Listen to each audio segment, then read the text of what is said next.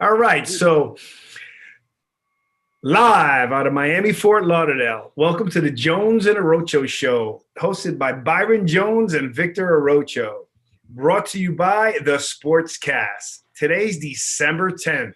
If you haven't already, please subscribe to The Sportscast in all your channels, YouTube, Periscope, iTunes.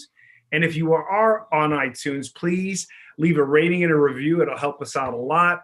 Also, we have an app on the iOS, so you can go to the App Store and download the Sportscast, so you hear all the other shows that come on as well. And also go to YouTube, subscribe. You'll know when we're live. It'll be we're streaming live right now, and then it'll be replayed, and it'll be there for you to go back. So today is, again, December 10th. We got a really interesting show today. I always start off my show with Byron. How you doing today? I'm doing lovely in wonderful Philadelphia. So Byron gives me a weather update, Eddie. I'm going to introduce our guest host today. So what's the weather like there today? It's cold, man. What do you think? It's cold. Okay, so today. I'll probably stop the weather now, but in the first several weeks of our show, it was like 70, 70, 30, 30, 70. And, you know, when I told him it was cold here, he goes, "What do you mean cold?" I was like, 60 degrees. No. It was 43 degrees last night. I don't know. Well, he said he took my jersey card. So I told you it snowed yesterday, right? No, I didn't know that. Really? Yeah, it's that white stuff that comes down from the sky. That you don't get down. I heard it was flaking over there in the Northeast. It's the stuff that you have to shovel. That's why I'm not there anymore. So anyhow, let me continue going on. And now let me introduce, we have our guest host today, Eddie Valdez, and that's with an S on the end because I always mess up on that. He's a great friend of mine for close to 20 years. We met here in Florida. He brings a wealth of sports knowledge to the show. So we're going to start talking about the NBA with it coming up. So, you know, Eddie, welcome to the Jones and Arocho Show. We're happy to have you. And let me give you a little bit of background. Now, some consider Eddie a fantasy football extraordinaire. He's been the commissioner for a fantasy football league for 30 years. Wow. He's won 6 Super Bowls, and he's been to 11 of them. He sounds like Brady. And we may even begin a segment of fantasy football, but that's a show in itself. Eddie's got enough knowledge to talk about that. I still haven't started it because I don't even know how to play the damn game. So I figured the only way I can learn about it is if we talk about it. He's a passionate Seahawk fan. So today is going to be very, very interesting. Okay, so welcome, Eddie. And happy to have you on our show. Oh, there we go. Come on, man. Come on. Listen, all I know is that I felt a little better the night after when I saw Washington beat Pittsburgh and Pittsburgh was undefeated. I said, okay, this is going to make it feel a little bit better. Well, I got that.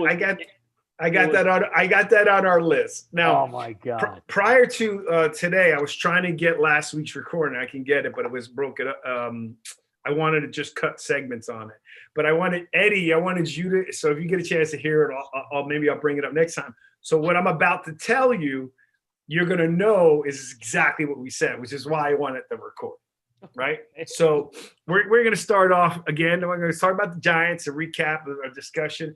So we're going to start off with the NFL. We're going to talk about the Giants and obviously the Seahawks game. But first, I want to recap the discussion Byron and I had last week about, you know, what do we think about Colt McCoy and what are we going to need to do with the Seahawks, right? So we're going to tell you what we think. We're going to tell you what we said we felt we needed to do. And it panned out to be true. But I will confess, at least from my side, I'm not going to speak for Byron, I didn't pick them to win because it's just going against Russell Wilson. And I think they were playing at Seattle.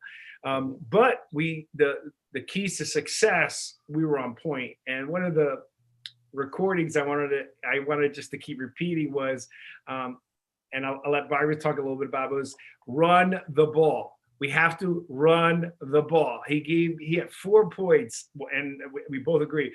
Run the ball. Colt McCoy has to just handle the ball. Ingram has to do his stuff. Yeah, I mean, this is recorded. right? So tell them what you said about there was 4 key players we had to watch out for. We had to stop Metcalf. We had to watch Russell Wilson. And then there's 2 other players. Lockett, the receiver. Lockett. The tight end. And the tight end. And then you keep them off the field. The only way we can beat them is you got to keep Russell Wilson off the field, right? And the defense has to play. And Ingram, please stop dropping more balls, right? I mean, he comes through, he doesn't come through, and so forth. And Colt McCoy don't come over. But there was one part of the segment where it says, run the ball. We got to just run the ball and run the ball. Now, I'm happy for the win, right? And Brian, I'll let you go. Then Eddie, I'm going to let you go. But we ran for 200 yards. And then Eddie's making fun of one of our running backs. I'll let him go with you regarding he was in a grocery store beforehand. So, Byron, tell them what your keys to success. And it played out what we said. So I mean, we didn't pick them. We didn't have the Canoogies to pick them. But everything we said they needed to do to win happened. What was the final score? Do you remember, Eddie? I think it was, 17-12, I think, or something like that. Yeah, okay. I can hear you. Can you say it a little louder, please? I think it was 17-12. There you go. There you go. well, okay, and one more thing on that. Oh, by the way, and the highest scoring offense in the NFL scored 12 points. Again, I think they were all on something that night, but that's beside the point. Okay, hold on a second. Just so you know, I'm on record also saying, and Byron, I think you'll agree to this, was the that I said that they have to score at least 24 points or more. If you're going to try to beat these guys, or you better keep it low. Remember that? And I said, if you don't do that, so not only did we have our points, I also said that game has to be low. Because I was scared all the time until they got late into the 4th quarter. I ran to your house. So Byron, go ahead, give me some of your recap and remember the things that you said. Yeah, I'm going to just wrap it up real quick. You have a Seattle defense that is historically bad. Went out there and stunk up the field basically against Colt McCoy, game managing, been around 10 years kind of guy. With Wayne Gallman, backup running back, since Saquon's not there, that ran for 200 yards. I'm just saying he ran for 200 yards. Then you had, defenses playing light. They played lights out. Leonard Williams, he's playing for that contract. You might as well say that. I didn't want to say it. And a bunch of other no-name guys. And Bradbury shut down DK Metcalf. Yeah, well, it kind of helps that he drops touchdown pass, but that helps, right? I mean, that you guys have a lot of that with Ingram as well.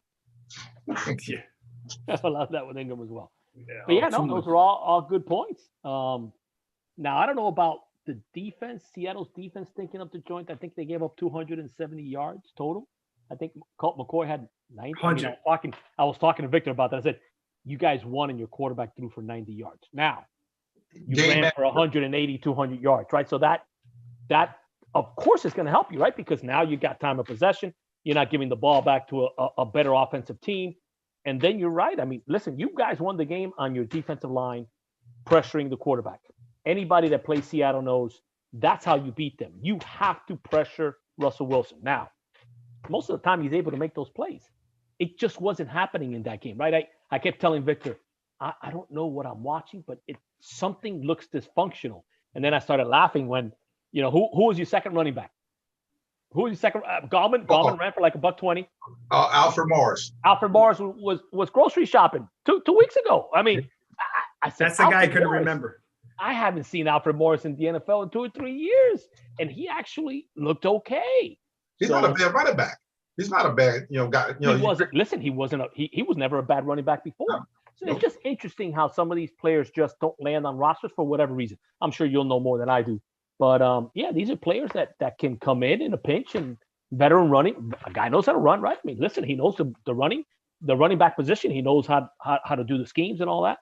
But it was a little frustrating. And then Victor comes in like midway through the 4th quarter, and he sees my face and he goes, "Oh yeah, I can tell that we're winning." and then him, he starts pinching. And I started like, "Oh my God, this is killing me, man." I said, "How do we lose to the New York Football Giants at home?" I said, I just couldn't believe it. I was in shock. But it happens. Welcome to the NFL. Well, you figure if like now, with the whole COVID thing, going on, and if that stadium had been packed, it probably would have been a little bit different. Different story. That is. It probably would have been a little bit different, but the win is a win, and I'll take win is a win. Win is a win, and you guys still had to go from New York all the way out to Seattle. So more than anybody else, just to travel alone gets you out of everything. So yeah, I mean, obviously when you're not playing with the 70,000 people that they have going nuts, but still you got to travel cross country, and that's never easy. So kudos to the Giants. Always a few days later, Victor, you know me, I tend to calm down, level head. Washington beats Pittsburgh. I say, well, maybe that's not as bad a loss. And I think your New York Football Giants have won 4 games in a row, if I'm not mistaken. Yeah. Well, a couple of things. That's got a lot of good points. Eddie's a lot more mellow today. He called them a high school football. We lost to he said they lost. Seahawks lost to a high school quarterback. Okay. Well, I mean, McCoy these days. I mean, come on, man. Okay. So that's number one. Number two, also, Byron, I think you've been saying it, and then we saw it take place about the offensive line just keep getting better and better. So, like the gentleman's name is Morris, right? The running back, is that Morris? That probably helps as well, right? Is your line is a big deal. So if he's pretty good, and then he gets a jump, and you never know that Seattle's defense probably said, this guy's packing groceries. He's not going to do anything on us. All of a sudden, he lights them up, which is good for him. I'll take that anytime. But also, Eddie, I wanted to tell you that Byron played a defensive lineman, defensive end. He was 6'5", 300, running under a 4.8. Wow. Okay. For 10 yards. Pretty big man, moving pretty quick, man. Exactly. So we were talking about that because they brought in and they fired the offensive line coach. The offensive line is playing better. People are believing more in Judge. But again, the other key factor to that game, and they've been saying the whole time with Seattle, has been that too much has been put on, and one of my calls is too much has been put on Russell Wilson, right? And I kind of felt like, it's got to be tough that he's got to, he's in the MVP running, and he has no choice. It's nice that he's in the MVP running, but it's all on his shoulders. Like if he just doesn't have a good game, they're screwed. I don't think so. I don't agree with that, by the way. Okay. I don't agree with that. I think that is, and I hear that maybe in the beginning of the year, but listen, Seattle has dynamic running backs. Chris Carson is a horse. He's a stud. He was back. I know he's been hurt. Their backup running back is good. I mean, he came from Houston, had 1,000 yards last year. And then they have a few other backs, DJ Dallas and a few other kids coming out. They even got the other guy that's injured. I forgot his name, number 20, but he's pretty good. So I don't know that. Listen, there's something happened 4 or 5 weeks ago with Russell Wilson where he's just turning the ball over. And in the NFL, you can't turn the ball over. You turn the ball over and you're winning, regardless of how good your team is. You cannot do that in the NFL. And something has changed. I don't know what it is. I think there's been some injuries in their offensive line. Byron, maybe you can help me out with that. They lost their center. I think they lost a guard. Like everything else, you guys just mentioned that your offensive line is playing well. You cannot win in the NFL without a good offensive line and a good defensive line. People don't put enough emphasis on that. They're looking at the skill position players. But yeah, listen, if you got the guy running around like a chicken with his head cut off, because that's what he was doing, it doesn't matter how good Metcalf is or Lockett or any of the tight ends or even the running back that you don't have holes, right? And then you get frustrated and you start pressuring to try to do more. And I think that's what happened to them in that game where they thought they were on cruise control. They thought they were going to win the game. And then all of a sudden they're going, now we got to start pressuring. And they make that stop at the end. And that's it. Hey, you look up and you get, hey, man, we lost. It is what it is. Remember when they were at their best, when they had, what's his name, Marshawn Lynch. They ran the ball, play action, go deep.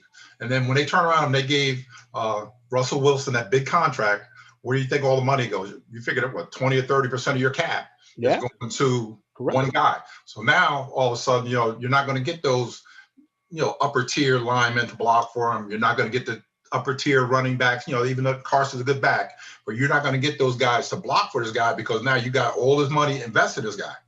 Yep. Ton of money. But when they were at their best, they ran the ball, go deep. And I think to me, that's still their winning formula. If Seattle is going to do noise in the playoffs, listen, Wilson is a great clutch player. He's been his entire life. But I don't think we're going to win, or Seattle's going to win with him throwing the ball 40 times a game. They need to run the football. They need to run the football 150 yards a game. That's their deal. It helps their defense, right? Because their defense is not the Legion of Doom. Now, they're getting better, right? They got Dunlop. Dunlop helps their pass rush. They got Jamal Adams back. Automatically helps their pass rush. They got the corner from UCF. He came back. He was out for 3 or 4 or 5 weeks. So they got playmakers. They still got Bobby Wagner and the other kid, KJ Wright. I mean, so they got the players. They seem to be playing better on defense, but now they got to get back to, like you said, Byron, they got to get back to, they got to run the football. Run the ball. They have to, listen, give Carson 20 carries. If he breaks down, then you give 20 carries to the next guy, but you got to run the football. Interesting. All right. Well, I enjoyed it. It helped us. It put us in sole position. So we're doing, just so you know, Byron started off our show telling me that the Giants were going to go over. I just knew that. Over. Yeah, I was killing them. Over. But daddy's back now. I'm back. Okay, good. Talking about flip-floppers. There we go. Now, so what do you guys now the Washington win. I got a question for you guys. Sure. What do you guys think the change was, right? I think you guys there was a coaching change, right? Something happened where offensive line coach got fired. Because something happened after that. Because let me tell you, the beginning of the season, you guys look really bad. I'm sorry to tell you, you look really bad. And now he said we were going to go over. I mean, you look really bad. So they were 1-7. So do you think that they were some 0-6? Yeah. I mean, you think it was some sort of tension between that offensive line coach and their head coach, and something wasn't clicking? Well, go ahead, Byron. It's between. I think it's between the offensive line. The defense is very complex with Patrick Graham. The defense they're running. So by them not having, the off season, the regular off season or preseason, for these guys to get up to speed with what he wants to do in that defense, it just took a while. 8 games it took, for these guys on defense, to be able to pick up what he wants to do. And they're playing very well, on defense. And with the offensive line, I guess they wanted Will Hernandez had went out with the COVID for a minute. Now they put the young kid from Oregon, I think the kid from Oregon, Lemieux, the new guard alongside Andrew Thomas, and they're blocking a lot better because Andrew Thomas, I just knew he was a bust. He sucked at the beginning. He was awful. And now all of a sudden, the offensive line, was playing, very well together. So, it helps. Hey, come on, say hello. Who's that? Christian. Kiki, say welcome to the Jones and Arocho Sports Show. Oh, you ran away, you little. He says he just worked out with your son. Hey, don't tell me. Hey, Kiki, do you know the TV gives you 10 pounds heavier, so you look. Help him. What I think the change was definitely the offensive line. I think I recall that, no doubt.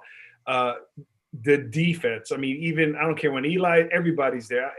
The defense stepped it up. So I'm glad Byron shed some light on that, the complexity of the defense. They're picking that up. I think that also could have been the firing of that coach, that they realized that this is Judge's team. There's no confusion here. I'm in charge.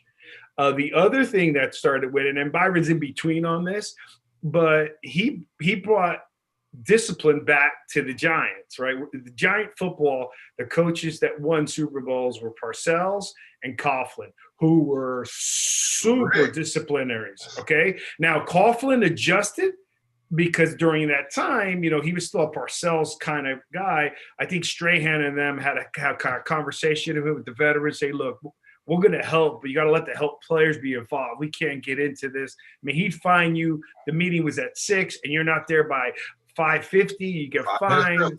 Yeah, so they started, they made it working together, right?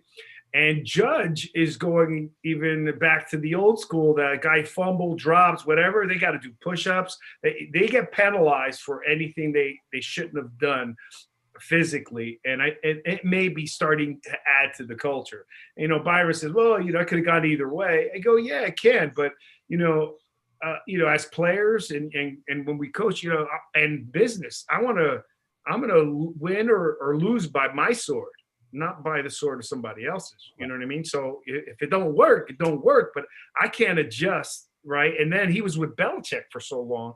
He's going to bring some discipline to that don't team. Forget Saban too. Yeah, and then he also, you don't know how they reacted to a special teams coach becoming a head coach, right? You don't know what the players may have been thinking, right? So anyhow, that's my perspective on what happened on some of the adjustments. Still a terrible division, but they're playing really good. Like they're advancing. They haven't stopped. I mean, I'm going to ask you this question as a non-Giant fan. They're at least moving forward each game. It's not like they didn't take the foot off the pedal. No doubt. Again, I think they're on the upward trend. Like I think Byron mentioned it. Makes sense, right? If you got a very complicated defense, it takes time to. And I forgot what team that was. Maybe it was a Kansas City defense last year, where that defensive coach has a very complicated defense, and they got better at the end of the year because they were terrible in the beginning. And hey, a lot of these things start happening for you guys. And listen, whatever they're doing, whatever magic potion is working, is doing there. It's working, so they got to continue with whatever they've been doing. Winning 4 games in a row in the NFL is never easy, and to do it you're doing it without star power. You don't have Saquon Barkley, which is your best player. I think you traded away Landon Collins. Who are your stars? Look at them. But that's okay. Look at the Miami Dolphins. Very similar. Ingram, 85% of the time. I mean, 85% of the time. But I think about it. That if you're saying that Ingram is your most talented player, that's not saying much. But hey, you have a good defensive back. I can't really name him. I mean, I can't really. I'm telling you, it's like what's going on there, right? There's got to be something going on. Some juice is happening there that they're drinking that's working because they're beating NFL teams. And they're beating some pretty good teams. I mean, Seattle's not a bad team. I mean, I got mad at them, but Seattle's a good team. I mean, let's be realistic. They're not a bad team. So who do the Giants got this week? Yeah. Again, another solid team. I think Danny Dimes is coming back, right? Like your son likes to call him. Mm-hmm. Danny Dimes. Hey, but just to make a point, Spagnuolo was the defensive coordinator when the Giants won their last Super Bowl. Interesting. He left and then to become a head coach, I think, of the Rams. That was awful. He was terrible. And then again, it goes back to what I always say, that just because you're a great defensive offensive coach doesn't necessarily mean you're just going to translate into a head coach. No. And vice versa. I'm not saying it can't happen, but you got like Wade Cook. Every time you see a great defense, he was a terrible head coach, but every time he was on a team with a defense, that defense was killer. Buddy Ryan, the same thing. Washington, let's move on to Washington. 2 things with that, because it kind of combines. I'm going to be talking about the Steelers a little bit too. Washington winning, I hated it because I just want to keep spreading the distance for us in our conference. But I also like Ron Rivera as a coach. Right, so I don't think they should have got rid of him in Carolina, but it is what it is. I like Rivera as a coach, and so that's my point there. And then I guess I'm going to jump to my point with the Steelers I had below, since it's the same game. The Steelers played poorly in back-to-back games. They got lucky winning one of those 2 games, right? So they dodged the first week, playing bad in every unit. Special teams, offense, defense, right? And they won. They played poorly again. They didn't get the same luck that way. And I like Mike Tomlin, but I think it's good to get it out of Byron. People don't forget that Washington Redskins have a good front 4. All those guys are number 1 pick. Chase Young, every single one of them. Payne, Montez Sweat. Those guys can ball. And when they get their feet a little bit more wet, the team gets a little bit better. They're going to be a force. Those 4, because that's one of the things with Ron Rivera. When he was at Carolina, that was his big thing. He had a big good front 4. He had those linebackers, Kuechly or whatever his name was, that guy, and the one that was always hurt. I can't remember his name. and end up being a great player. Davis. But, okay, Davis. But defensively, he's going to build a strong defense in Washington. They're going to be a force. But their problem is with the quarterback. They got a revolving door. They got the guy. I'm happy that he came back with the horrific injury that he had. But once they fix the quarterback, the offensive side, they're going to be a force. They're not a bad team at all. And then, as far as with Pittsburgh, Pittsburgh, dodged the bullet last week, played awful, and it just caught up to them this week. Again, and playing off of what Byron said, I'll get back to what Byron said about the Seattle Seahawks. Same thing with the Pittsburgh Steelers. What is a Pittsburgh Steelers team that you always know? They are a running team. I mean, where did the running game go? You can't expect Ben Roethlisberger at 38 years old, obviously wear on him, to just go out there and chug the ball. They need to get back to running the football. Did they have 15 rushes last week? I don't even think they did. No. I don't even think they did. How are you going to beat a football team with that type of defensive line, right? So you're running the ball less than 15 times, and you got those monsters going after you. That's a recipe for failure. It also could have been their thought process too. Man, we may not be able to run against these guys. Let's try to mix it up. But apparently it didn't work. But at least try to run the ball. You got to. You got to try at least. No. I agree. I agree. So hey, I'm happy for Ron Rivera. I'm happy that Washington wins. I want separation as far as I can. And I'm a big Mike Tomlin fan. I'm not a Steeler fan, but I'm a big Mike Tomlin fan. And but again, you in the NFL, you're lucky to play that bad like they did the week before and win.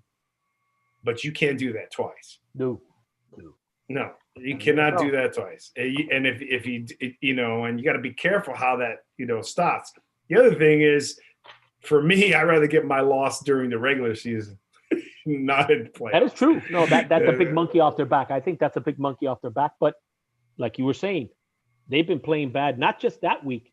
There's been a few other weeks that they haven't exactly played great and got by and won. So you got to be a little worried that toward the end of the season, they're not playing very well. They're playing their worst football as opposed to somebody like the Giants and Washington and some of these other teams that are peaking.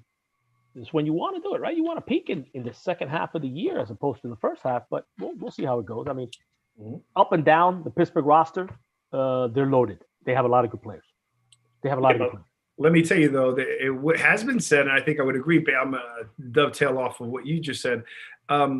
They were an ugly 11-0 or 10-0 team. It wasn't like a Kansas City, let me just crush you type of team. It was like, damn, they won again? Oh, okay. Damn, they won again? Oh, okay. But it wasn't in like dominant fashion. Interesting you say that. From that comment, who do you think has a better point differential? The Pittsburgh Steelers that were 11-0 or the Miami Dolphins that are 8-4? The Dolphins. The Dolphins by far have a much better point differential. But the other team was 11-0. Goes back to what you were saying. They're winning, but they're not an impressive win. You were more impressed with Kansas City being 11-1, right? They look like more of a juggernaut team than Pittsburgh did at 11-0. That's just the way you look. That's the eye test. What it tells you. Well, look at the top three teams, right? When I say top three teams, just by record though, Chiefs 11-1, Saints 10-2, Pittsburgh 11-1, and the next closest would be the Packers 9-3. But between those three, all had with either one or two losses, right? Pittsburgh, I don't think you could say of those three teams, Pittsburgh was a team that just dominated games. I mean, the Saints crushed the Bucks, right? The Chiefs unload on people, right? And the Steelers just win. Yeah. You figure look at all the top teams though, like the ones you talked about. Kansas City, they could run the ball. New Orleans Saints, they could run the ball. Pittsburgh doesn't run the ball well at all, and the Packers don't run the ball. So you got and what's the difference? Kansas City's cold weather place, Pittsburgh's cold weather place. New Orleans, they play inside the dome, but you have to, when you get to playoff football, you have to be able to run the ball because most likely you're going to end up playing outside. Let me tell you something. If I was not a starting quarterback and I had the chance to be a second string quarterback, I would go to New Orleans Saints. Because what he's doing with backup quarterbacks is impressive. Terry Bridgewater, this kid that came in. In fact, I thought that was Breeze because I saw 7, and I know he's a single-digit quarterback. I go, Breeze is back already? And Breeze is 9. Well, he's got about 40 pounds heavier than Breeze. But he's way bigger than Breeze. He's big. Yeah, my point is I'm just watching them throw. When they're on TV, I know they're big, but it's just my point being is that each quarterback he's brought in has done pretty well. Bridgewater was good. Bridgewater's still playing well. This kid played pretty well as well. Yeah, but there's a quarterback that can play running back, tight end. He runs, he's the protector on the punt team.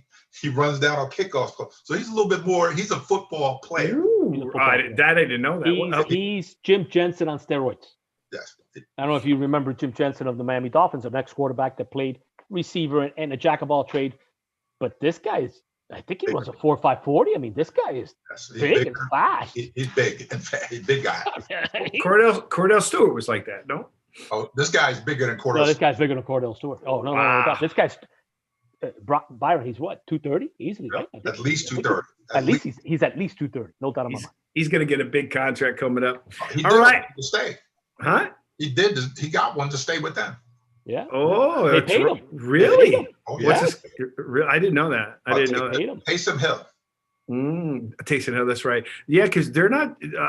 They expect Breeze coming back, but they're not sure if he's going to come back. They're in between.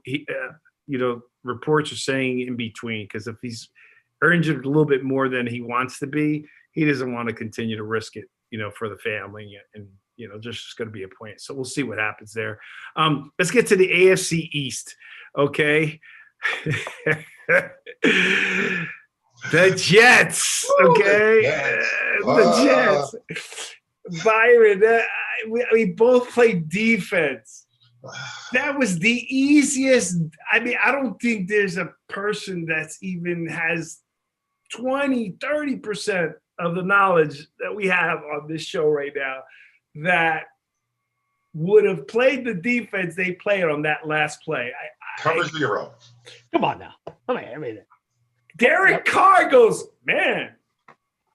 I didn't even know they were going to. I didn't think they were one of the fastest guys in the NFL, right? Hey, just let the guy run. I didn't think they were going to blitz. As soon as they blitz, they go, okay, thank you. I mean, Carr picked it up right away. But then you had the like usually the middle linebacker is supposed to go to. If you look at it the way it looked, you see he ran up a little bit, then he stopped, then he got a little bit more, and then he put his hand up when the ball went. I was like, usually they go because when he stepped up into the pocket, the way he stepped up into the pocket. Right, you got that guy coming. He's coming straight at that linebacker if he keeps going. Well, they said if you're going to make a mistake, right? We've always taught make an aggressive mistake, but don't stand still. You got to move. You got to do something. Hit someone, run forward.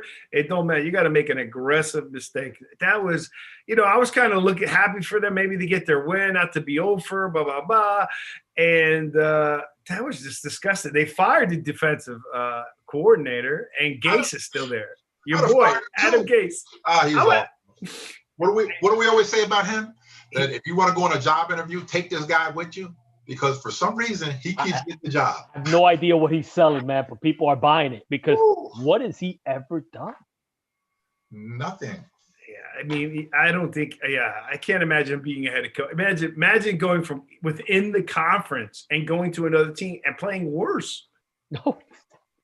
I mean, that's just really bad, So anyhow, the Jets was there. I feel bad. We always shout that out for our buddy Richie Vargas, who's dying over there as a Jet fan in New Jersey. And Steve Casano, another good friend of mine, is a big Jet fan.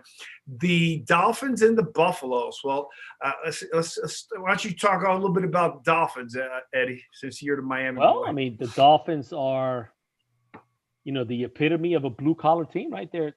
Again, I look at that defense. Listen, if you're not a Miami Dolphins fan, aside from the 2 cornerbacks, you're going to say, who are these people? You don't know who these players are. And they are a ferocious attacking defense. Probably top 3 in turnovers, I think.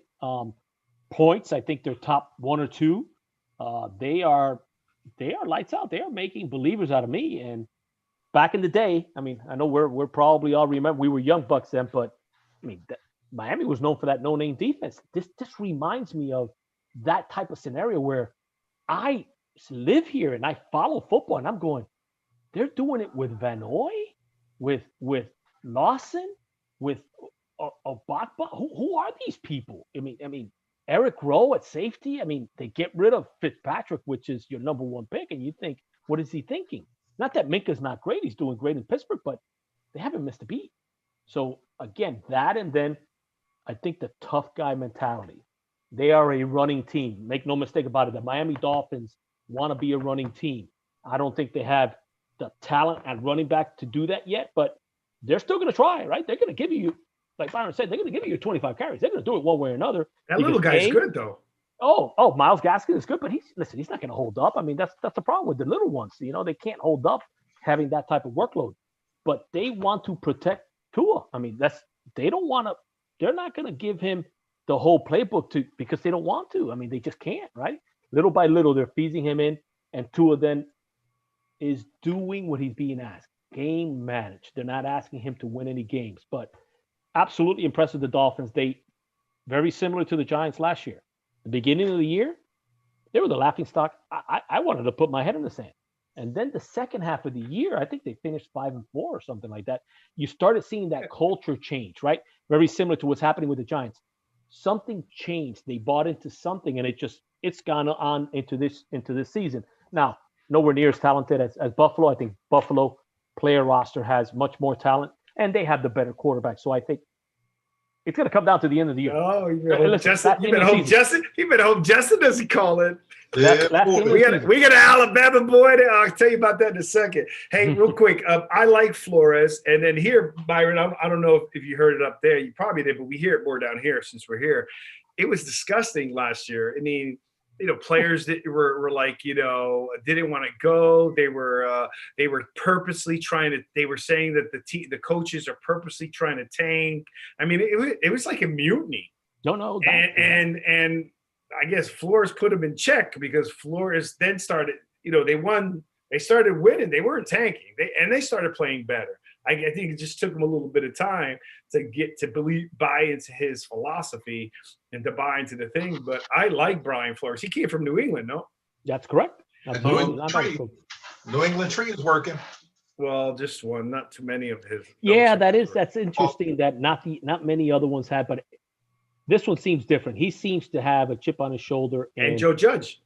Yep, Joe Judge too. Really? Okay. Yeah. Well, Joe Judge was the special teams coach. Well, listen. They're Patriots drinking the Kool-Aid. Listen, success breeds success. I mean, you know how it is in sports. Listen, you got to ride the momentum, and they've got it, right? I mean, listen, they seem to be. I also think they're young enough to probably bring that Belichick kind of piece, but also to know to bring in their own style. They're not coming in and just trying to be exactly like somewhere else, where I think maybe some of those other coaches were just not taking all that knowledge, but then trying to be Belichick. You got to be who you are, right? Learn what you do and execute it. You mentioned that. Matt Patricia got fired, the one for Detroit Lions, the rocket scientist. He tried to go up there and do the Belichick thing, and didn't work. That's my point. How do you fire the Detroit Lions coach and Adam Gase still has a job? Listen, I don't think they want to pay Adam Gase, man. They'd say at this point, just lose every game so we can get that damn quarterback, and that's it. Adam Gase gets the most promo, if you call it promo, on our show. Any other coach. We bring him up on interviews. We bring him up on. We have no idea. This is the first time since I've been down here that I'm actually enjoying a Dolphins team. I mean, I did enjoy a little bit with Chad Pennington, because I like when he left Jeff, he did it all right.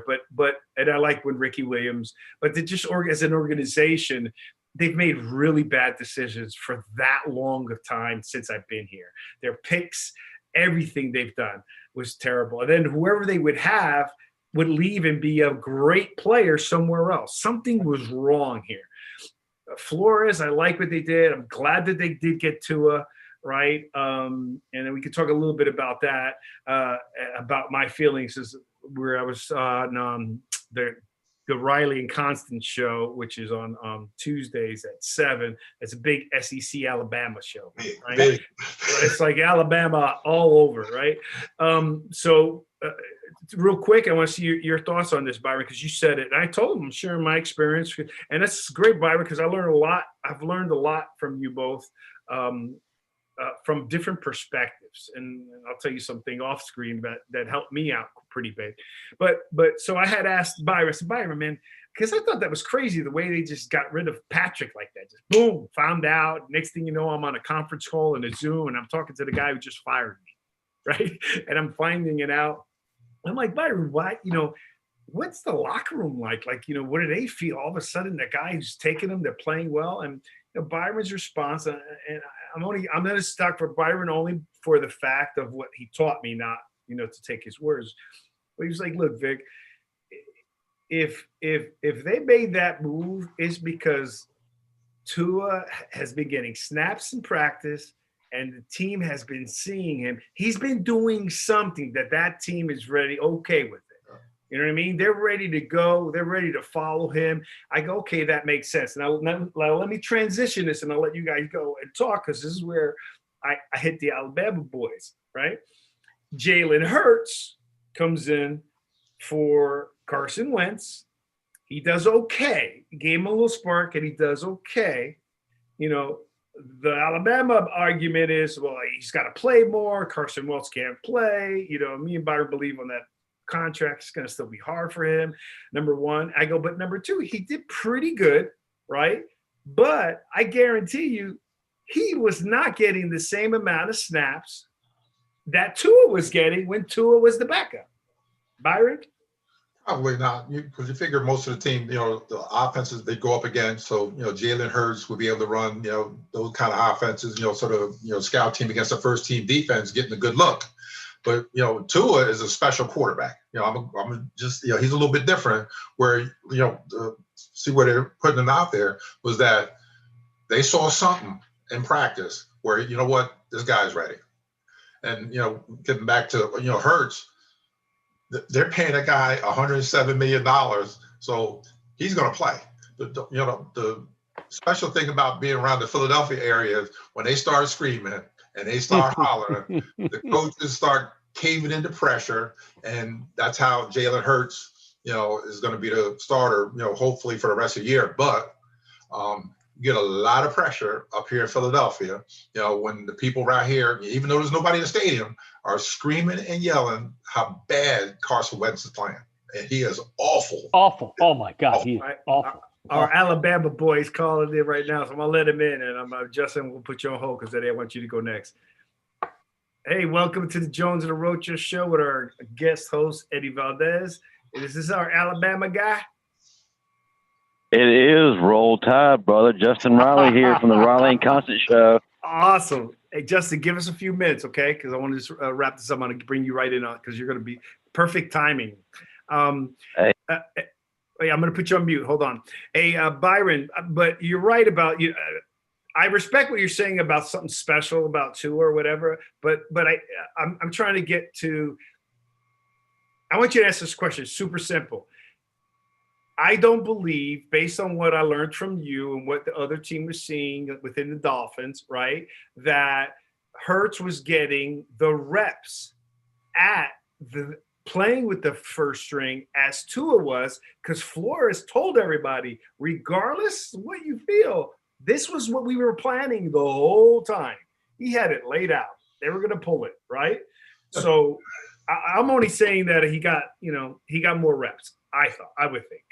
You can't do that like up here. You got the Philadelphia. We've got, more newspapers and, just more stuff going on up here. And I'm pretty sure if they had started Jalen Hurts and put him, started giving him, reps with the first team, it'd have been a big old controversy a lot earlier than what it is now. So you agree that he didn't get the reps, and then one of the logical reasons, which now that even makes more sense, that if he did that in Philly with a $100 million quarterback, it'd be all over the news. All over the news. Eddie? No, I agree. Listen, you can't hide that. Listen, you got Carson Wentz, $100 million man, like he said. You're not getting rid of that contract anytime soon. They're going to try to force feed him. And if that crazy Philadelphia media finds out anything about that, you're going to lose. Forget about it. You're not going to be able to manage the team. So, quite frankly, I think they left Wentz in there longer than they needed to, simply because they didn't want the mass hysteria. At this point, now that the Philadelphians probably are calling for Hurts, are going, okay, I think it's going to be safe for us to do it because they're not going to hang us. And quite frankly, in the beginning of the season, Vic, if you talk to my brother, I said, Jalen Hurts is going to be the starting quarterback in that team sooner than later. He fits them better. I mean, they got a terrible offensive line. I mean, Carson Wentz is too big, too tall, not quick enough to get out. Jalen Hurts fits for them right now a little better. Now, I'm not an Alabama guy, but I have to tell you, I am thoroughly impressed with Jalen Hurts. The way he took when he got benched in Alabama, he never complained. I mean, at least not publicly that we saw. He had won a national championship with them. Then he went to Oklahoma, lit it up in Oklahoma. I said, this guy's got something, right? I mean, he's got something. Now, does he have the NFL arm? That I do not know. Right, that's the jury's out on that. Now let's let our Alabama boy in, since we talked all about Alabama. And Justin, I'm trying to unmute you. You there? All right, Justin, you heard it. Where do you want me to start, man? I'll go ahead and start with. You're going to just start with freaking Crimson. Roll Tide. Now, Doug Peterson did not have this planned. I think it got to the point to where he's like, you know what, screw it. I got to do what's best for my team, even though it's, how many games into the season way too late. What Jalen has done is actually kind of saved that team somewhat. The team is actually responding better with him. If you watch the body language of the team before this game, man, they were done with Wentz. They didn't want to be there. But as soon as Jalen hit the field, there was like this new life, new energy injected into the blood, into the veins of every Philadelphia Eagle out there. And, yes, I agree. With the offensive line having troubles as it is right now, Jalen's skill set fits this perfectly right now. So it's about time. I'm glad that he finally is going to have his opportunity against the Saints. As long as he plays, within what he's able to do and doesn't try to do too much too fast, I think he'll be just fine. But to be honest with you, I'm not going to be a bit surprised if Jalen Hurts has a phenomenal day and passes for 300 or more yards, and of course adds, a lot of yards on the ground. Mm-hmm. Interesting. So, okay, so you got a good perspective from the three of us. I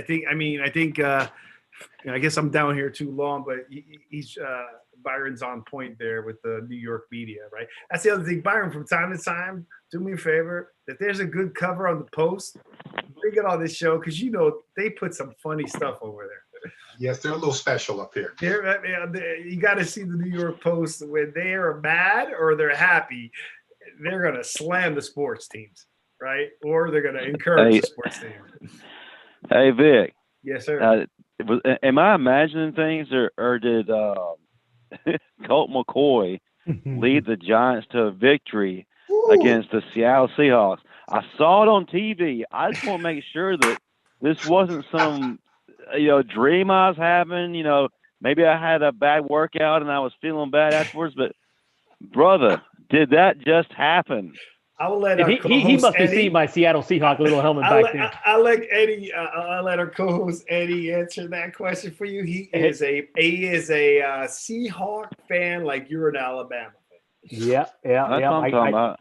Hey, listen, I want to think I was in a nightmare as well because I'm still trying to figure out if that was my Seattle Seahawks offense that I saw playing there. But hey, listen, like I told Vic, the next day when I see Washington going to Pittsburgh and beat Pittsburgh, I'm going, oh, maybe somebody's drinking some Kool-Aid in that AFC East that I'm missing.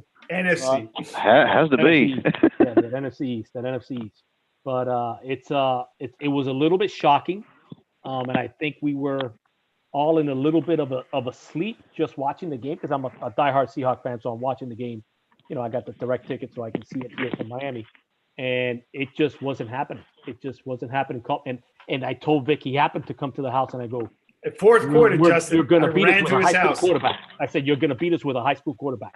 That guy has thrown for 90 yards. This is insane. Wow. Justin, the fourth quarter, I sprinted over to his house. Wait, you sprinted? I don't know. I sprinted in my car. I sprinted from the door to the driveway in the car. Okay. That's about as fast as I went. did. You know what? The Giants are playing good, though. They didn't play. The Seahawks didn't play well. Good. The Seahawks didn't play well, and the Giants are playing good. And it gives them a great opportunity to possibly take over their division. It's wide open sole position at first. Well, they're first place. So right now, the playoff stands here. I got it in front of me. On the NFC East, the Giants are in fourth in the hunt. Right 6 wins gives them in. All you need to do is 6. They will be hosting. The Seahawks. They will be Seahawks are right behind them. Game. Right. They will be hosting a playoff game, man. With 6 wins. In the hunt is number 2, the Packers, 3, the Rams, 4, the Giants, 5, I would never have thought this at this time of the game. Listen to this. I got the standing clinch playoff spots in the NFC is the Saints. In the hunt, Packers, Rams, Giants, then Seahawks, then the Buccaneers. That's amazing to me. I might as well do this. Kansas City clinched. Then you got the Steelers, the Bills, the Titans, the Browns. Baker Mayfield. We haven't talked about that. You got to give him a little credit. I remember Byron when I talked about. He said he got on the air. He goes, I've never felt like I was on the worst 4-2 team in my life. I mean, they were hammering him. He goes, this is ridiculous, right? And then look, Odell leaves. All of a sudden, he's lighting it up, right? So something's wrong there. Yeah. It's amazing what happens when Odell leaves. Well, what happens is they have those 2 monsters in Chubb and the other running back that they're running. Forget 25 times, they're running it 35, 40 times. Which helps the pass. Well, not only that, you're also remove distractions from OBJ. Right. And the team is playing phenomenal right now without him. Byron, what do receivers do when they run to the huddle? What do they say? Pass the ball. I'm open. Give me the ball. Throw it. I'm open. They don't care. Throw it. They do that every huddle. Every huddle. Give me the ball. I'm open. You didn't see me. I'm open. Throw me the ball. I'm open. Oh my God, that is hilarious. That is classic. Hey, so all right, so we're gonna move on a little bit. Hey, Justin, you got something? Yeah, I wasn't able to start listening until late, but I did notice that Byron has on a Clemson shirt. I need him to pick a team. That's my first point. Yeah. And then 2, I'm not sure if you covered my Ravens. We finally got a W. Yes, against the lowly Cowboys, but I think that any victory right now, anything positive, is greatly needed considering, 1, we've lost some games, and 2, we have had problems with injury and COVID. I think it was a great confidence booster for us, and hopefully it's going to get us back on the right track. But honestly, we're never going to get to that mountaintop until our offense opens up. Yeah, we didn't talk much about the Ravens, but that's like a team. Like last year, they were like a powerhouse. I mean, they were amazing. And again, because they're 9th position to maybe make the playoffs. So they play the Browns this week. So that's going to be a good one. That's a rivalry, no? Those 2 teams? Yes. So that's going to be a good game. You're going to need that one. So the true test is going to be against the Browns, right? Because if you can't get past the Browns, the rest of it, forget about it. I like Harbaugh as a coach, but I just don't know what's happening there, or or he's again, it goes back to what I told you about like fastball pitchers and so forth. Everyone's getting used to Lamar, and he's got to figure out how to not just run. I mean, I know it looks good. I know it helps, but it's not helping your. Well, I'll say a couple of things. One, we have been without the services of Calais Campbell and Brandon Williams for a while, and that kind of hurts the defense. And then two, Mark Ingram has been out due to injury. And if you really notice, anytime Mark Ingram has been out, whether it's this year or last year, we haven't done as well. And I feel like on the offense, even though Lamar Jackson is our quote-unquote leader, Mark Ingram is really the heart and soul of that offense, and the offense really goes through him. And if he's playing well and he's healthy, Lamar is able to elevate his game and play a better game. But if he's out and everything's riding on Lamar, I just don't feel like he has the confidence to carry the team on his shoulders. And also just really bothers me that he's so one-dimensional. I mean, he's a fantastic athlete. But in the NFL, you can only get away with that for so long. And I think you made the point of defenses are starting to adjust. And if you don't adapt, man, you can be left behind. And that's what makes Patrick Mahomes so special, right? Because they run, right? They you don't know what he's going to do. They're going to balance. They're going to be balanced football. Number one. The other thing is that something to your point you brought up that I think is happening is that I think his confidence is when he loses his confidence, he defaults to the run.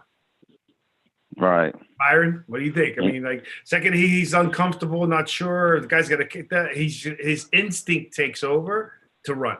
Or they probably told him to do that too. When in doubt, run.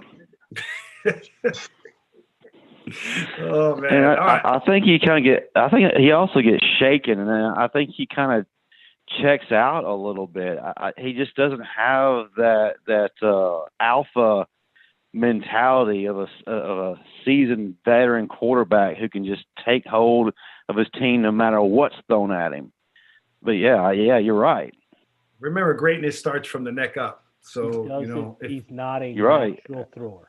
He's not a natural thrower. Yeah, he's got a weird throw. I've been watching Lamar. Listen, my son played against him at Boynton High. I remember going up to Boynton Beach. They were juniors, and I went up there going, "Who the hell are these people? They're never catching these guys were like gazelles." I thought I was watching somebody in Miami, in the inner city, Western, and one of these other teams. But he doesn't. If you look at him, he just doesn't feel natural throwing the ball. And in the NFL, you got to be able to throw it. That's just the way it is. And not only do you got to be able to throw it, you got to be able to throw it with precision. I mean, look at these, the Brady's, the Aaron Rodgers, the Drew Brees, where they put the ball. I mean, literally, you got somebody open that much, and that's where they get the ball. Lamar Jackson can't do that. He can't do that. He just doesn't have that type of accuracy.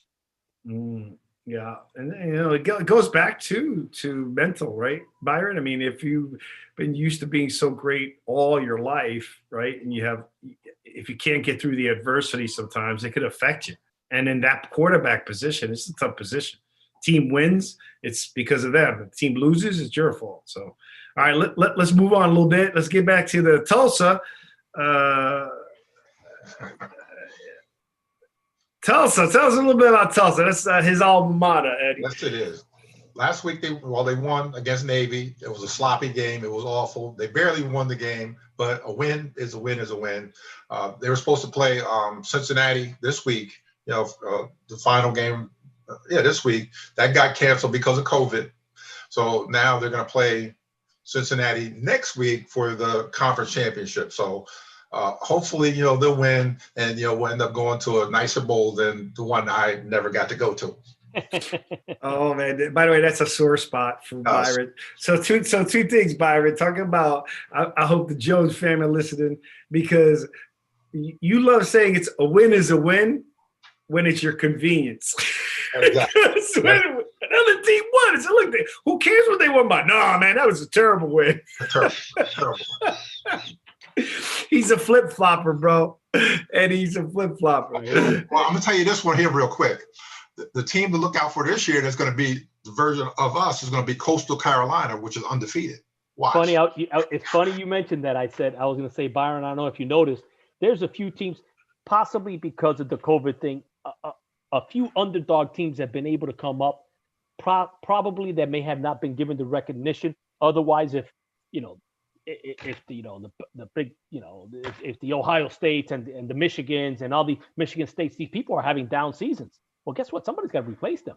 Yeah. But Coastal Carolina's no joke. I think they're undefeated.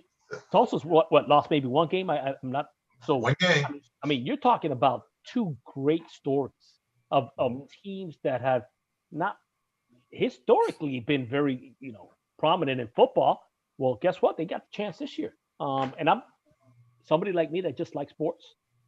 When I see those teams play, I'm rooting for them because I like to see new teams and new blood playing. So it's exciting for a sports fan, sir. Well, Byron when he was at Tulsa, they went 11-1, man. They had a great season. That's a damn good season. And where we go? The Tiny Bowl. Nowhere. That's another sore spot, Eddie. So as you go on the show, there's gonna be a couple of sore spots. 11-1, we didn't go. There was not a bowl. Now there's a tiny bowl, a chicken bowl, there's a bowl. Nothing. Today the Rose Bowl is no big deal. Think about it. I would have liked to. I've been to the Rose Bowl. I've been in the stadium before. I would like to play it in there, but I had to play in Tulsa. 11-1, we didn't make it up. It doesn't matter. That's the ongoing piece. Well, we're rooting for Tulsa. Now even Eddie likes it as Tulsa. And then Byron's starting to put some stuff together, and we're going to talk about from our hometown, Perth Amboy, New Jersey, and we're going to go through several years. We're going to go like the 40s and 50s. We have some really good athletes in our town, and so Byron, you want to take a couple of those from there? All conversations start with the Taylor family. That's I'm gonna break it down like that, and just you'll see if you remember these names: the Taylor, Bruce and Brian and Blake Taylor. The Pennyfeather family, all four of them. Swindells, Urbanski is a name, for baseball. The great grandfather, the grandfather, and Bill Urbanski. The Cardi family, the Cardis, the Bendola, Diller family, and the Nemeth family. Joey Nemeth, his dad, and his uncles. All them guys were great baseball and football players. Then, what I found out with the 40s and 50s was kind of interesting. Yeah, Ernie Oresco. Name sound familiar? Yeah, but that must be the son. I mean, the father, because no doubt. I'm not sure. It's either the grandfather. Could be the grandfather. It's got to be the grandfather because I know Ernie. Yeah, but Ernie, yes. And Ernie wasn't an athlete, I don't think. Sorry, Ernie. No, he played with us. He played with me. He was a good tight end. Oh, was he? Okay, yeah. And he played basketball too. He was a good enforcer too. He's a good tall guy. Yeah. Always got to have enforcer. We had Ernie Oresco. Lou Gatos is another name, from the 40s. In 1947, he's the quarterback for that team. And one of the things I read on there, which is kind of weird when I read it, they had the name was Al Bentley, and when they were describing him when he was playing, they said a Negro on there, and I was like, whoa. I was like. It was just weird, seeing that, they would write that kind of stuff back then. But, I didn't know Perth Amboy, we grew up in a very diverse neighborhood, everybody got along in Perth Amboy, everybody. But just to see in the, the late 40s that they did have an African-American player, that played on, at Perth Amboy. Then I have a lot of the names that, Ray Janeski, Mr. Janeski. He was. I didn't really. Yeah, he was our history teacher and a coach. He was a funny dude. Gary Chapman, a quarterback in the 50s. Joe Nemeth, his dad. Joey Nemeth, Todd, and all those other guys from Perth. We're friends with all the kids or the grandkids. We're friends with. I didn't even know that their family members were all their family athletes. And then you got this is going to be a good one here. The Gatises, Bobby Gatis. Yeah, but that's the dad, right? That's the dad. Billy Gatis. He's the best, Bobby Gatis. Yeah, he was a good guy. You had Ricky. I played with Ricky, and the other brother, Bobby. He was a quarterback. A little bit before me. So you have I was on the phone with him and Mo the other day. I was trying to get him to call in. But let's. We got a lot more. We're going to go in there, Byron. But let's give for the audience and for Eddie and for. I got Justin on mute because he was pushing all these papers. But just let me tell you about the Taylor family. Why he started off with it. All three of them made it into the professional league, right? Oh, two of them. One played for San Francisco, and the other one played in basketball, no? Yeah, Bruce played for the San Francisco 49ers. He was all-pro, all-American from Boston College. Mm-hmm. Then you had Brian was ABA guy, Brian Taylor, back in the day with the New York, the Nets, and I think Kansas City or whatever he came up with. And Blake was the last one. He played at Arizona State basketball. Mm-hmm.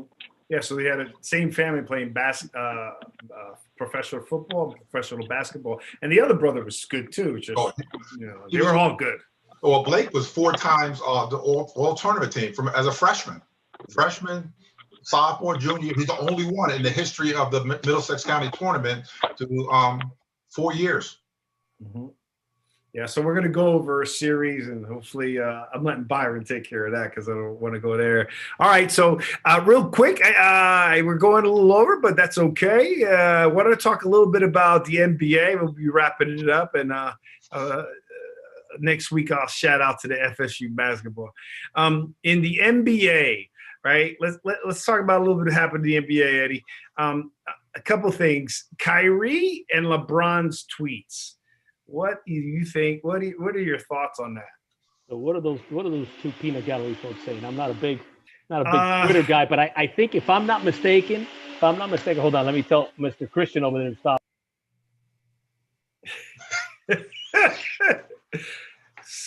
Live from Miami, Fort Lauderdale. I mean, the guy just starts whacking away. Hey, Christian, you can't do that, buddy. You can't do that. I'm on a live stream right now. You can't be doing that stuff, man. But what were we talking about? Those two, the peanut gallery guys. I think Kyrie called out something about. He said, clutch. What did he say? Something about Durant was going to be the most what? I don't know.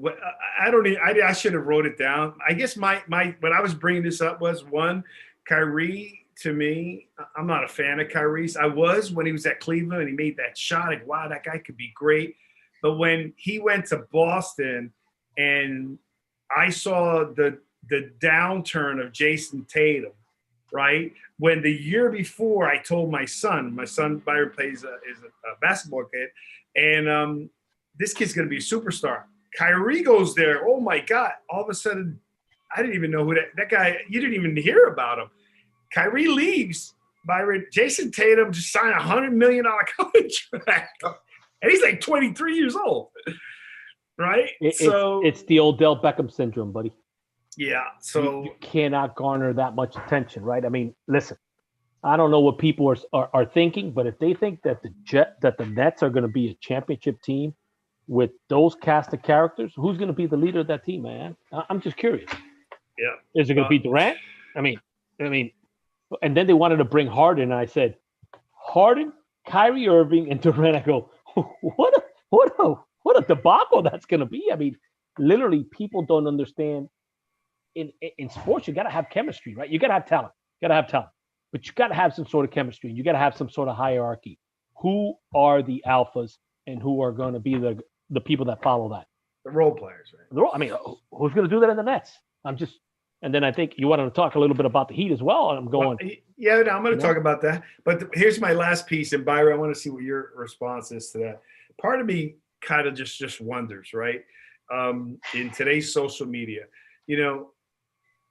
Kyrie didn't necessarily call out like LeBron, but everyone made it about like it was LeBron or it was assumed to be a LeBron. And then LeBron responded like it bothered him, And I'm thinking to myself two things, and maybe I'm wrong. I just want your guys' opinion on this is, look, one, if you're going to do something like that, then just call them out.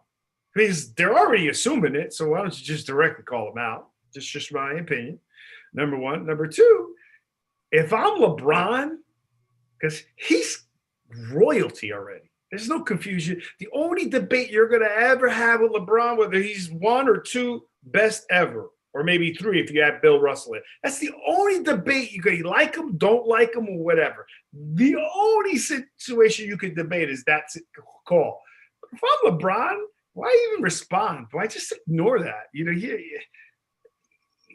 He's as great as whatever great player there is that exists today, none of them right now are at LeBron's level or have done what he's done. So why would he respond? That's it. Brian?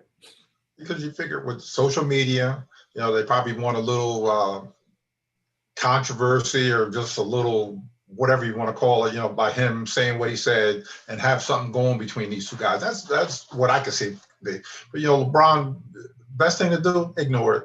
That's what I said. Ignore it. Not in his nature. It's not in LeBron James's nature to ignore it. I think there's a little bit to what Byron said as well. Listen, I think some of this stuff may be coerced, right? Just because it brings tweets and people talking about it and us talking about it. And that's true. I sometimes ask myself, this is the Dennis Rodman methodology, right? Where he's not as crazy as people think he is, but he's bringing attention to something.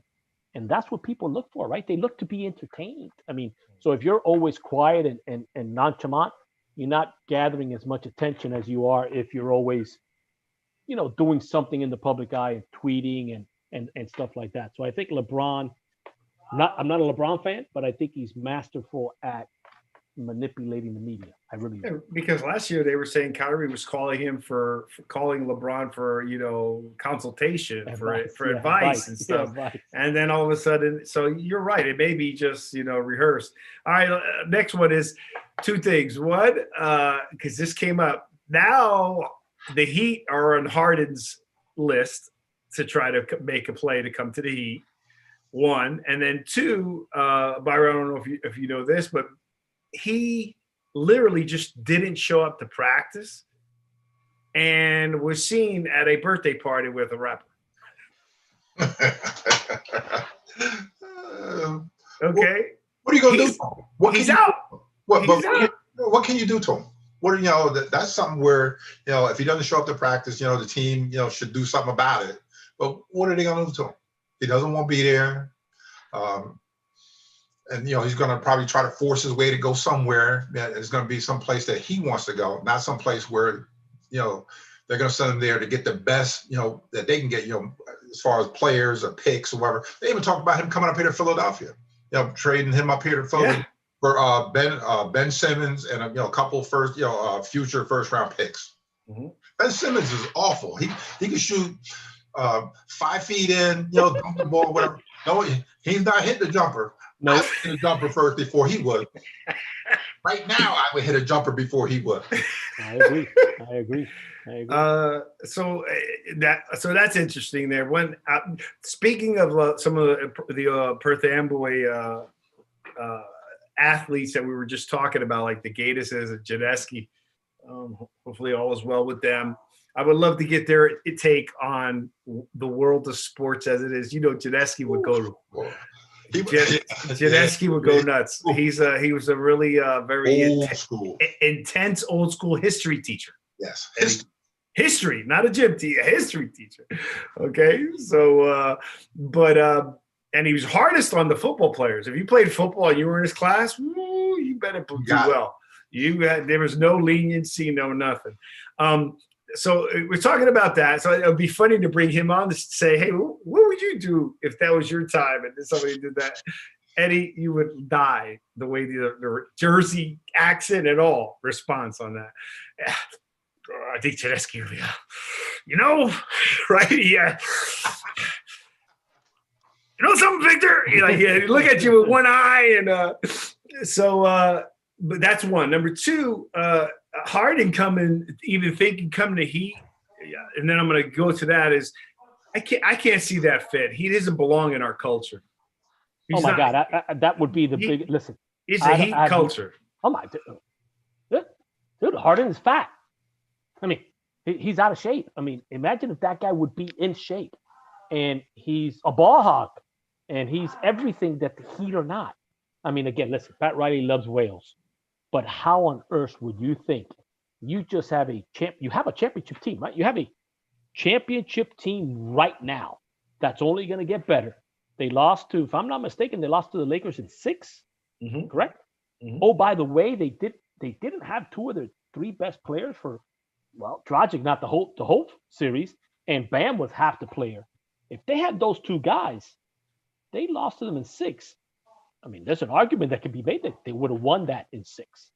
I mean, they could have took it to 7, and it's anyways. Listen, they went through the Eastern Conference where nobody thought that they were going to do that. I mean, literally, Boston gave them the best, but they didn't even. I mean, they didn't. They dominated. They went up. They were like 11-0 at one point. No? I mean, this is, and I think in your notes you were saying something about them not getting credit. I think they're fifth or something to win the championship this year. Dude, that's a slap in the face. Not a bad thing. Not a bad thing. But if you look at the Heat roster up and down, they are talented, young, with a good blend. Unselfish. And listen, people didn't really realize how good Jimmy Butler was until they saw him playing in the playoffs. Listen, I knew he was good. I didn't think he was that good either. But he is top 5 player. Has to be considered top 5 player right now. You throw in Bam, you throw in Hero, you throw in Dragic, you throw in Robinson. They keep going. Robinson, none. People don't realize. No, they're getting rid of was nowhere near the player he wasn't. That guy could score. I'm pretty sure they're going to get rid of none. Yeah, I don't know. Yeah. What do you Philly think about Jimmy Butler down here? He wasn't the problem. They kind of did like this game because, it just seemed like he was a Philly guy, the way he played, played defense, some of the things that he did. So they liked him when he was here. He didn't have any problems, when he was up here playing. So, I wish he stayed, but it is what it is. You got to do you. I'm glad he's there. And it's funny, Eddie. You saw my notes before the game, and that was the other thing I was going to say. They're not even talked about, though. That's what's bothering me. I don't really care because when it comes down to it, I want to play, but they're not even talked about. I mean, they talked about the stupid stuff of not showing the practice, a guy getting traded to. I mean, I don't even hear them being spoken about at all. It's either the Lakers. They're not even giving decent respect to Golden State, right? They're not giving decent respect to the Clippers.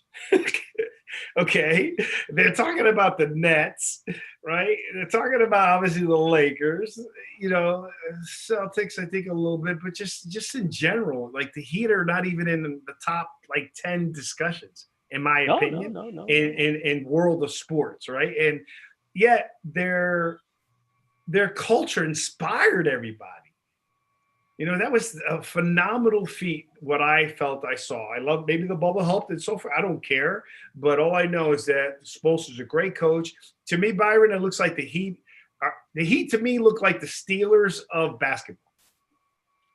Right? How many coaches have they had? Right? Think about the lineage that they're building. Yeah, Byron.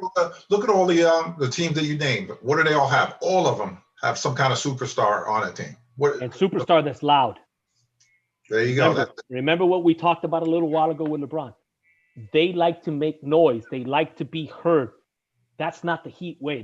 Listen, why do you think LeBron wanted out of here? Because when he was here, Pat Riley's saying, this ain't the way this works here. You're not bigger than the team.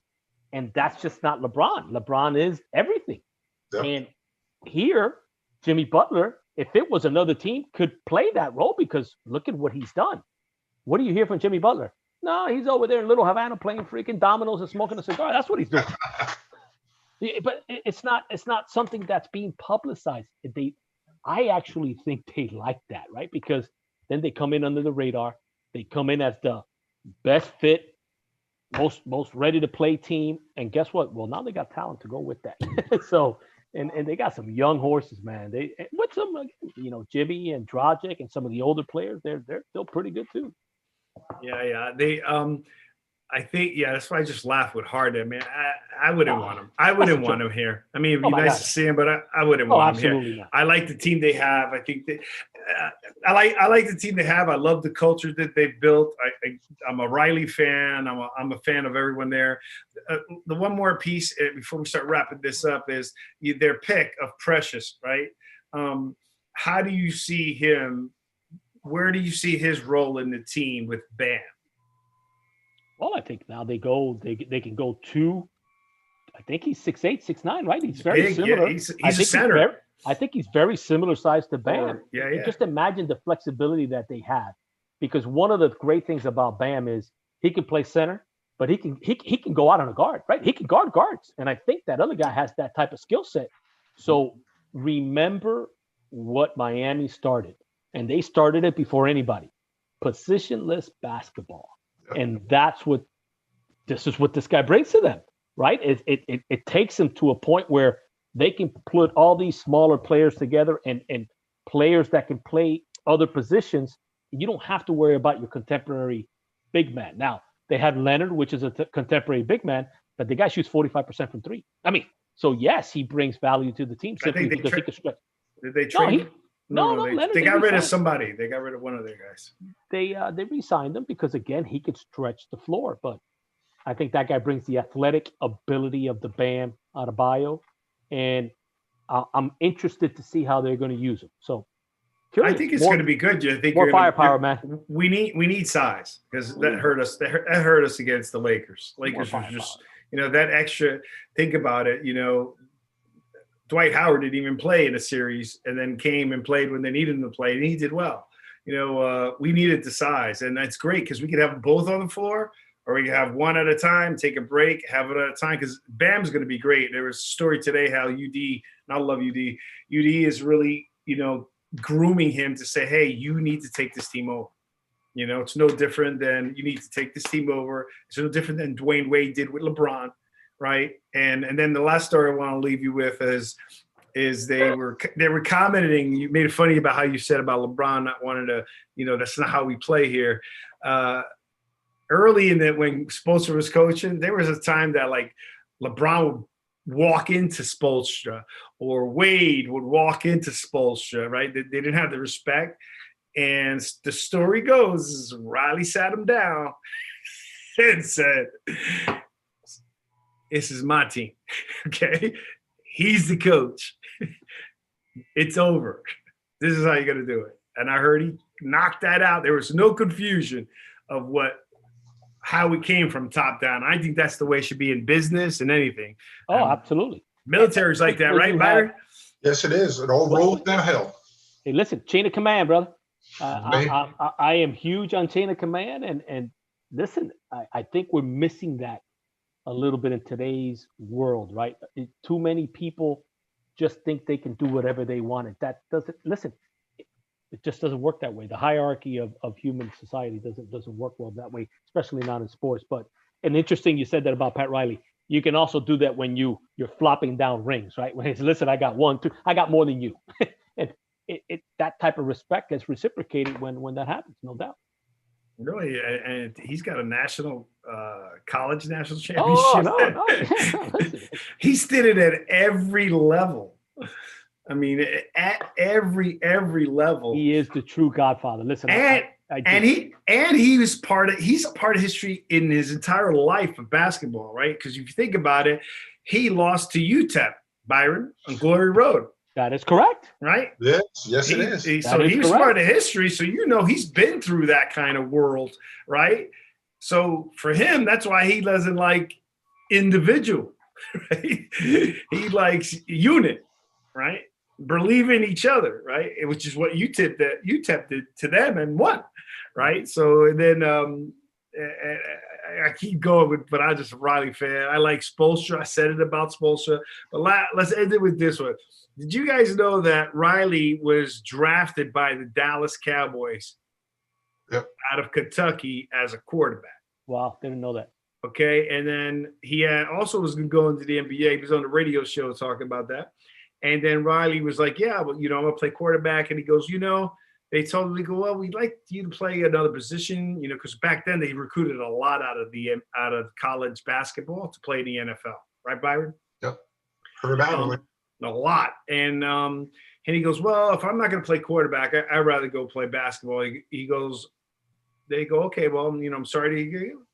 And then Riley was on the radio. He goes, well, that was probably the best decision I made. They go, oh, really? Why? He goes, well, because the guy they were talking about, his name was Roger Staubach. You think there, buddy? I never will forget that story because, it's funny how he says that. And then he says it with humility, right? It was a great move. Why? That guy was Roger Staubach, right? There's no way you're going to be a Roger Staubach. So with that said, again, Eddie, we're looking forward to you again being with us and a co-host. Byron, any words for Eddie? Feel my pain. Feel my pain. Feel my pain. Oh, just so you know, Pete Carroll was a defensive back coach when I was in Minnesota. Was he? Yeah, he was up there. Wow. He said he was a Pete good Carroll, guy. man, people don't realize how old Pete Carroll is. He's been coaching for a long time. He's Remember 70. days in New I England think he's when- 72. He's old. Yeah, I don't think he's that old. I think he's in the late 60s, but Late he's 60s. he's old. He's a really good dude too. He really is a nice guy.